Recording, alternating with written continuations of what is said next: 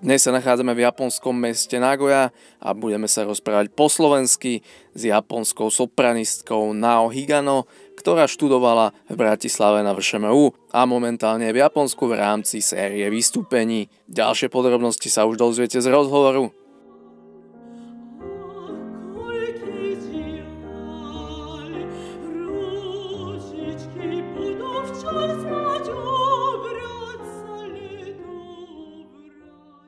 Má za sebou jedno vystúpenie tu v rámci tohto turné alebo v rámci tohto pobytu v Japonsku, pokiaľ viem. Mm-hmm. Čiže to bolo v Tokiu. Áno. Tak aká bola odozva a ako to vlastne prebiehalo? Prvé vystúpenie bolo 25. Bolo to v Tokiu. Tam som zaspievala v podstate českú hudbu, vlastne dvořákové veci dve, pretože to bolo požiadavka, aby som zaspievala dvořáka a druhú vec som zaspievala piesne od Shoji Moroi. To bolo profesor, skladateľ, dirigent. Vlastne cez neho som dostala študovať do Bratislavy. Ten pán Moroi mi odporučil, aby som išla študovať do Bratislavy operný spev. Takže jeho piesne, volalo sa to 3 fragmenty.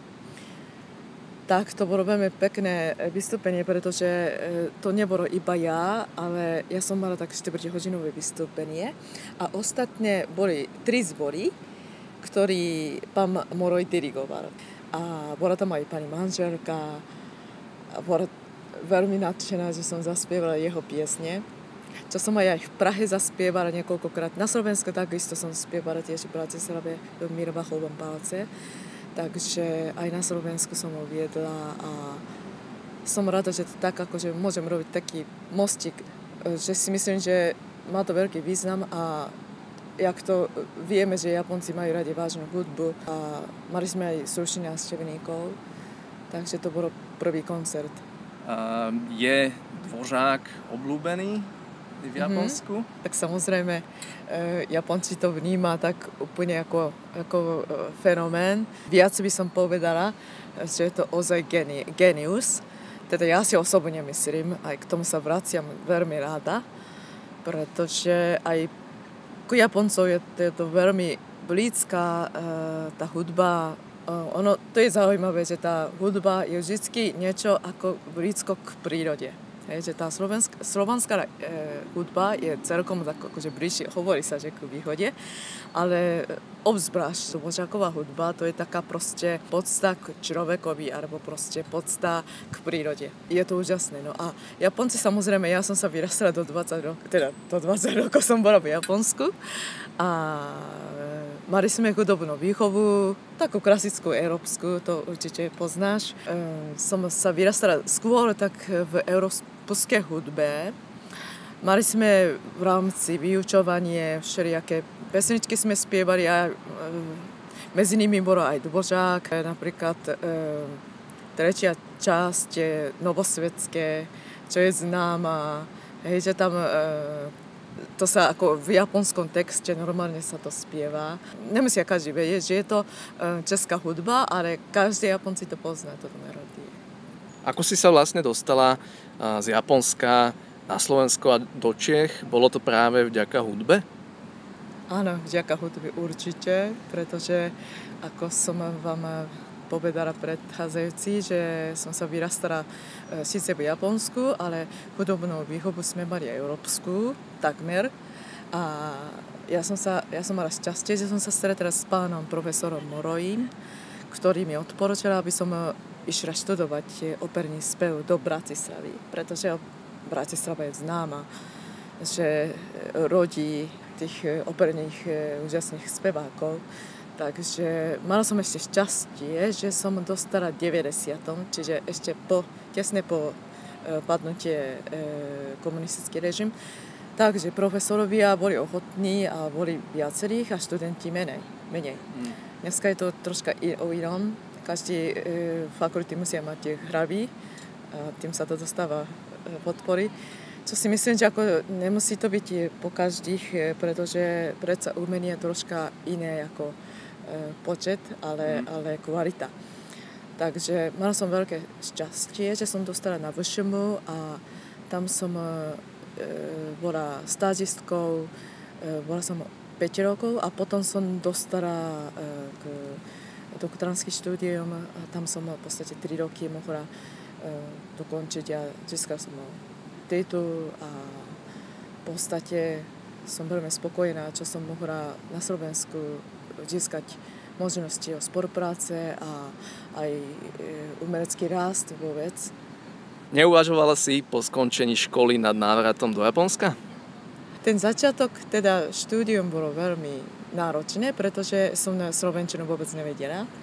Takže som sa zároveň musela učiť a moja profesorka tiež nevedela ako iný jazyk, ako je, teda vedela po rusky, ale nevedela po anglicky, takže sme urobili hodiny rukami a takto, nejako všeli, ako to fungovalo. Ale potom už, keď som bola tak v staršom ročníku, tak už som mala aj ponuky, aj neskôršie som začala spievať v opere, takže tá operná kultúra predsa je v Európe, nepovedala som vyššie, ale je to taká stabilnejšia. Tam stále je Národné divadlo, kde som spolupracovala, tak je stále. Takže to bolo tak proste pre mňa zaujímavé a ešte som začala koncertovať, čo je dodnes v podstate pokračujúci činnosti. Takže uvažovať určite, keď bola nejaká kríza, čo už človek žije v cudzine 26 rokov, tak sa určite také obdobie stihne prísť. Tak keby som povedal, že nie, že neuvažovala som, tak by to bolo určite klamstvo. Ale napriek tomu už som sa skoro zvykla, už aj spolupracovníkov mám na Slovensku alebo v Čechách, kde teraz žijem. Takže tá moja báza práca je v Európe hlavne. Takže ani by som tak neuvažovala nejako, že by som sa natrvalo vrátila do Japonska. Ale keby to bolo potrebné sa vrátiť a kvôli nejakého dôvodu, tak si myslím, že určite by sa to tu našlo, lebo všade, teraz sedíme pred krásnym koncertným sálom, najväčší asi celý Nagoje, kde bude dneska večer krásny koncert so slovenskými solistami, s ktorým som sa včera na generálke videla a sme si tak objímali bývanými kolegami. Takže určite príležitosti by boli. Prezradila si mi, že momentálne žiješ v Čechách, takže vlastne tá česká hudba je v podstate tvojou domácou hudbou momentálne. No, asi to není správne, pretože aj Moraváci sa hnevali, keby som povedala v Čechách, ale v Českej republike teda žijem, ale na Morave v podstate, ja kde žijem, to je mesto Kroměříž, takže do Bratislavy 2 hodiny a do Prahy je to 3 hodiny, takže je to bližší. Na Slovensku teda je oveľa bližší a preto ako stále hodím na Slovensku pravidelne, pretože stále mám spolupracovníkov, klaviristov, ja neviem, hráčov, s ktorými spolupracujem. Nie je jednoduché žiť v cudzej krajine. Medzi Slovenskom a Japonskom je veľa rozdielov, jednak kultúrnych, ale aj reč je úplne odlišná. Preto ťa veľmi obdivujem, že si sa dokázala presadiť na Slovensku a v Čechách. Ako si vlastne vnímala nejaké to učenie sa slovenčiny?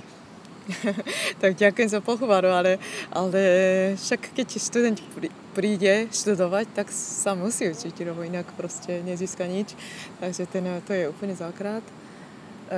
Pravdu povedie, v podstate ten prvý rok je veľmi ťažký tým, že iná kultúra, však to ty opačne to zažiješ.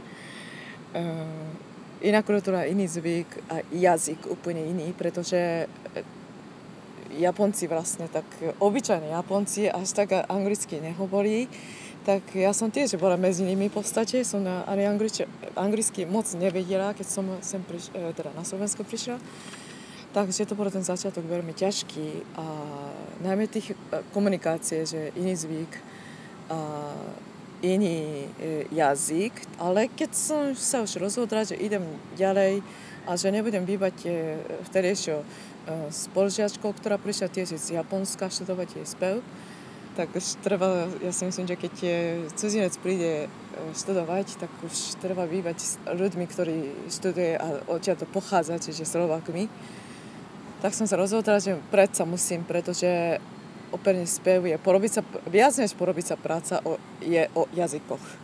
A to je jedno, aký jazyk, ako európsky, ale keď už jeden je európsky jazyk, tak v podstate už ostatné sa nejako dohovoríme sa, nie asi. Takže to som pochopila a potom som sťahovala do Murínskej Doline a už tam to išlo veselo a išlo aj rýchlo jazyk a som nemusela už rozmýšľať, čo ja poviem dopredu. No. Čiže také už sa to stalo podvedome. Áno, že to v podstate už sa začína snívať, hej, a ako, nie len tak, ako rozpráva sa, čo je potrebné, ale ako baví sa, ako, hej, tak vtedy sa najviac v podstate jazyk naučí. Takže to bol taký moment, ako čo bolo tak začiatok toho cudzineckého života. Okrem hudby sa angažuješ aj v iných sférach, ako výtvarné umenie alebo v prezentovaní japonskej kultúry v zahraničí. Povedz nám niečo bližšie o týchto aktivitách. No ako tak každí deti majú radi aj malovanie, spievanie, a tak ja som bola tiež normálne decko a som rada marovala. Ale to malovanie troška už vstúpilo, keď som začala venovať hudbu. A potom som úplne zabudla a až k tomu som znova dostala, keď som robila doktorantské štúdium na VŠMU. Vlastne som mala takú tému, že som mala písať, aj som písala dizertačnú prácu o Arnolda Schönbergovi, to bol taký rakúsky skladateľ z druhej viedenskej školy. Ja som napríklad na Slovensku tú operu jeho, volá sa to Očakávanie, to je jeho taká najvýznamnejšia opera. Robila som slovenskú premiéru, takže už Slováci vtedy v podstate vnímali, že ja som tak na to špecialistka. Aj som to, myslím, že dobré kritiky som mala a mala som taký dobrý pocit, tak preto som volila tú tému. A Schönberg bol vlastne zaujímavý skladateľ, že napriek tomu strašne náročnú hudbu napísal, ako každý to vie, ale v podstate bol taký všestranný umerec, že aj kreslil veľmi pekne dokonca. Vo Viedni si myslím, že si sa dá vidieť jeho tvorby. Tak keď som toto videla, tak ma to tak inšpirovalo veľmi a hovorila som si, že to dneska už umerec nestačí, že vie niečo pekne zaspievať, ale predsa musí niečo navyše. Keď má na to, tak ako prečo nie? Tak som začal som kresliť, tak ten začiatok bolo taký, že som iba po svojom som kreslila portréty, tvár a potom som aj začala prihlásiť nejaké kurzy a na plenéri, tak už tam bolo ako viacerých profesionálnych maliarov, tak tí mi dali aj nejaké podnety alebo poradili nejaké konkrétne veci. Takže som už k tomu dostala tak, že teraz mávam tak raz na čas. Není to pravidelne zatiaľ, ale ako mávam aj výstavy. Najradšej tak ako robím aj portréty, suchý pastel, to som najradšej použila, aj použijem. Ale tak pravde povediac, že keď mám koncertov, hlavne takých recitárov, kde mám viacerých piesne a to je dosť veľké koncentrácie, aby som to mohla pred publikum v podstate nanášať. To tiež ako nestačí, že iba pekne zaspievať, ale treba sa ako aj recitujem niekedy, keď je to taká vzdialená kultúra ako je Japonsko a Slovensko. Keď spievam slovenské piesne v Japonsku, tak prečítam po japonsky text napríklad. Tak už to úplne inak publikum vníma, čo sa mi strašne páči. Takže to robím tu. Tak to robím rada. Teraz ako napríklad mesiac, keď som tu v Japonsku, tak vôbec nekreslím. Robím iba čo je nutné, čiže objednávky, čo mám. Pár vecí ešte ťahám z Čiech, keď žijem. Pretože som to nestihala ešte pred odchodom. A teraz mám ešte pred sebou pár koncertov, teda konkrétne 2 recitály s inými programmi. Takže keď toto skončím, tak zase sa na chvíľku vrátim na výtvarné umenie, teda ako robím to kreslenie, ale najmä kaligrafie, japonskú kaligrafiu. To som začala, pretože mala som nejaké príležitosti a tak ľudia chceli, aby som nakreslila po japonsky, mená hlavne najčastejšie. A ako ste sa to páčilo, tak som si potom urobila svoju pečiatku, taká pekná kombinácia čierne tuš a červená pečiatka. A začala som troška venovať na tom. Síce po svojom, pretože na Slovensku nemám takých majstrov. Nie, ťažko nájsť majstrov. Takže iba mám majstrov takých blízky, iba v Japonsku. Je to tak skôr, by som povedala, že taká nostalgia do Japonska, pretože dneska už si myslím, že všetci, neviem mne, ja, to málo kreslíme, ale všetci to píše počítačovo a už pomaly zabudne, akom porade znaky má písať. A takže to kaligrafie má to pre mňa také význam, aby som k tomu sa vrátila. A mám tiež dobrý pocit, keď sa mi to podarí pekne kresliť tie znaky, tak je to také esteticky pekné. A keď môžem robiť druhým radosť, tak je to ešte oveľa väčšia radosť. Takže takto nejako fungujem. Čaká ťa tento rok ešte niekoľko vystúpení v Japonsku, ale aj v Európe. O aké vystúpenia ide? A kde sa vlastne záujemci môžu dozvedieť podrobnejšie informácie? Áno, teraz hovoríme po slovensky, tak to je asi pre Slovákov skoro, alebo pre Čechov. Tak, no aj tých žijúcich v Japonsku, áno, dajme tomu. V Japonsku, dobre. Tak to budeme informovať, čo ešte pre mňa, teda pred sebou. Teraz ešte mám pred sebou, síce troška od ruky, možno odtiaľ z Nagoje to ďalej, ale 10.10. je koncert v Niigate a tam je, si predstavte, tam je spoločnosť slovensko-japonská a tam máme zhodou okolností tiež tetu, tak navštívim tak, že ráda veľmi, pretože aj zažijeme ešte rodinu. A tam spievam vlastne piesne, ľudové piesne slovenské. A ja som si vybrala tentokrát také zvláštne piesne, nemoravné pesničky.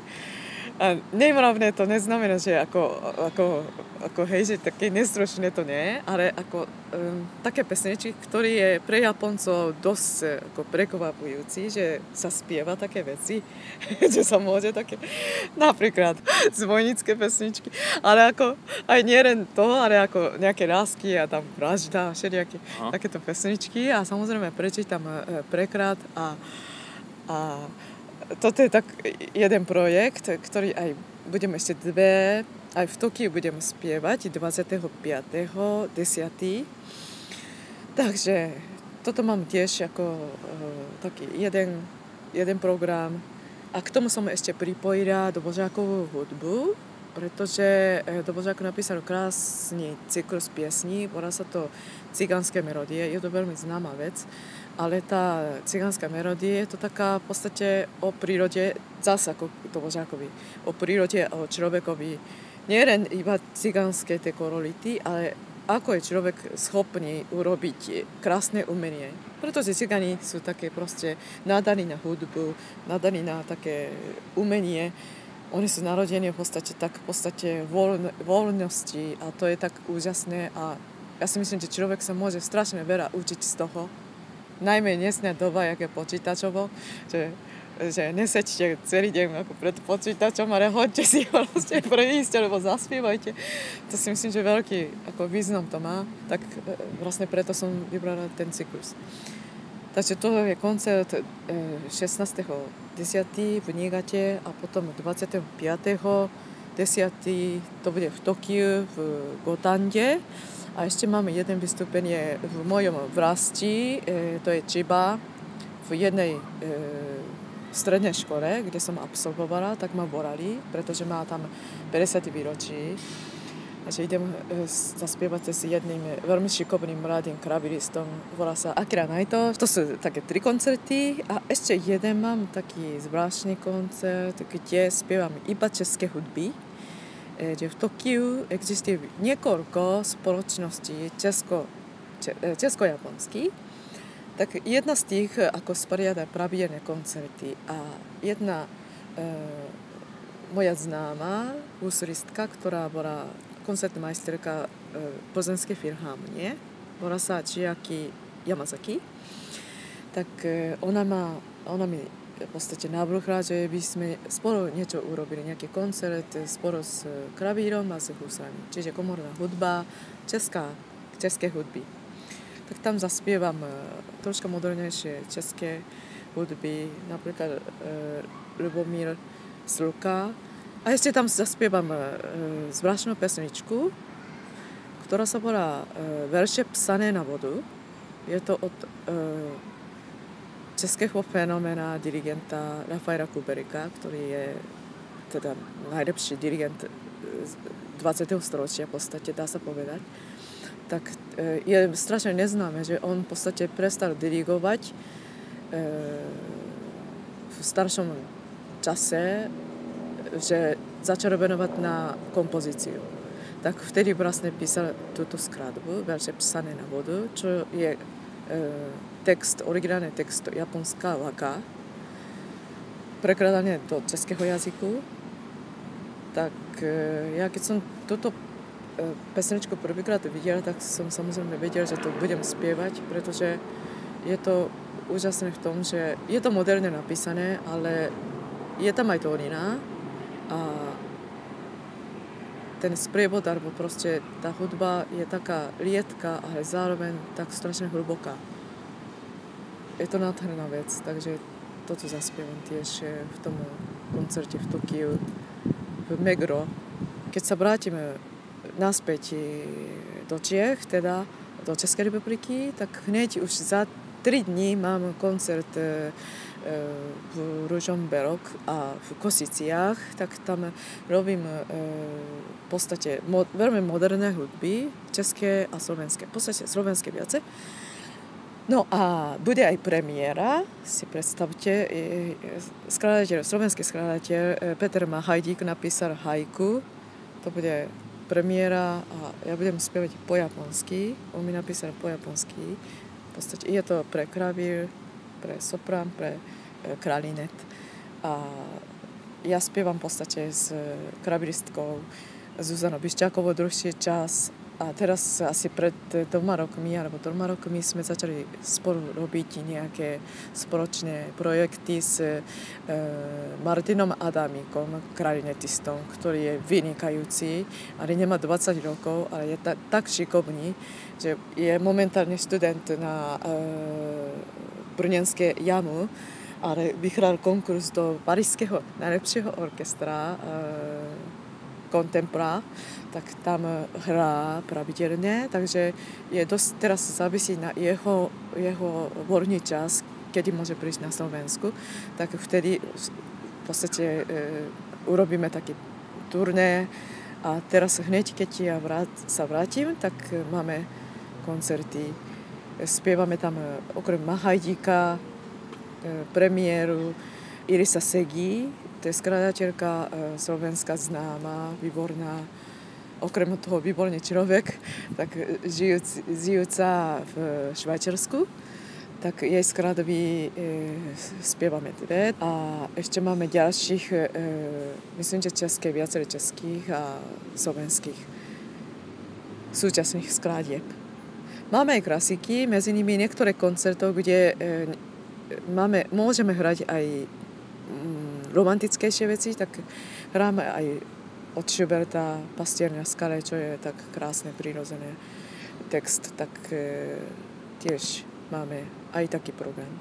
Teraz na jesenné koncerty mám zaregistrované aj v svojom website Nao Higano, to je moje meno, tak ja mám také zriedkavé meno aj v Japonsku, takže sa to ponúka, Nao Higano soprano.